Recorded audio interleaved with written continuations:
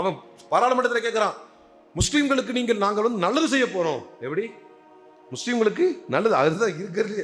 எப்பா, நீ உரிமையை பறிச்சது கூட எங்களுக்கு கஷ்டமா தெரியல, நீ பாராளுமன்றத்தில் நின்றுக்கிட்டு முஸ்லீம்களுக்கு நல்லது பண்ண போறோம், இந்த சொத்தையெல்லாம் எடுத்து அதை ரெவென்யூ ஜென்ரேட் பண்ணி சவால் விடுறேன், இந்த சொத்தையெல்லாம் எடுத்து ரெவென்யூ ஜென்ரேட் பண்ணி முஸ்லீம்களுக்கு நிறைய தரப்போறோம். அதுலேயுமே ஒரு கோளாறு இருக்கு. வக்ஃபு என்பது தானமாக தரப்பட்ட சொத்து.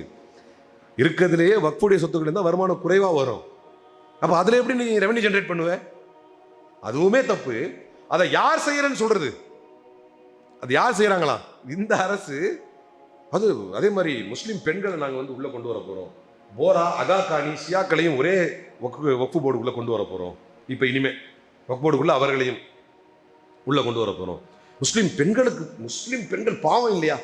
முஸ்லீம் பெண்களுக்கு பிரதிநிதித்துவம் தரோம். அடடடடா, முஸ்லீம் பெண்களை பற்றி கரிசனம் கொள்ளக்கூடிய ஒரு அமைப்பு, ஒரு கட்சி. இவர்கள் வக்ஃபு போர்டில் வந்து இப்படிப்பட்ட ஒரு மாற்றத்தை கொண்டு வராங்க.